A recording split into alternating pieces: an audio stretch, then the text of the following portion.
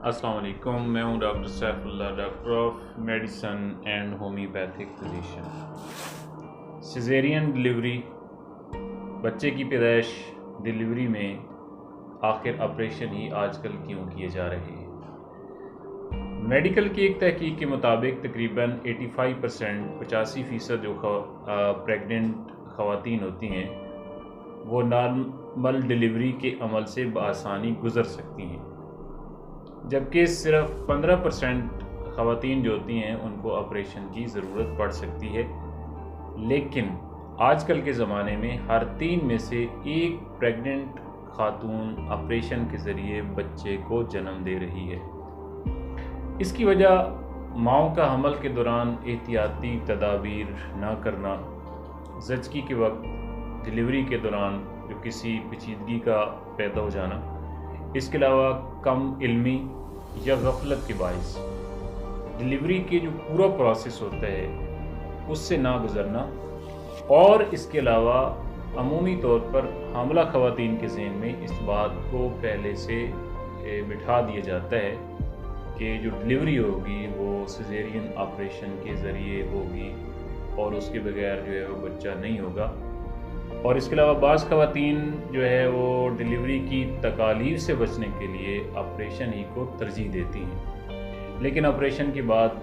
काफ़ी सारी कॉम्प्लिकेशन जो होती हैं वो ऐसी ख़वातीन को उनका सामना करना पड़ सकता है। इसमें एक तो हामला ख़वातीन जो होती हैं, प्रेग्नेंट जो ख़वातीन होती हैं, वो हमल की एहतियाती तदाबीर जो होती हैं उनको पूरी तौर पर मद्देनज़र रखें, अपनी मुतवाज़न खुराक जो है उसका इस्तेमाल करें, उसका ख़ास तौर पर ख्याल रखें, अपनी हाइजीन का, अपनी सफाई का ख्याल रखें, और भारी भरकम काम जो होते हैं उनसे मुकम्मल तौर पर परहेज़ करें, सीढ़ियाँ चढ़ने से और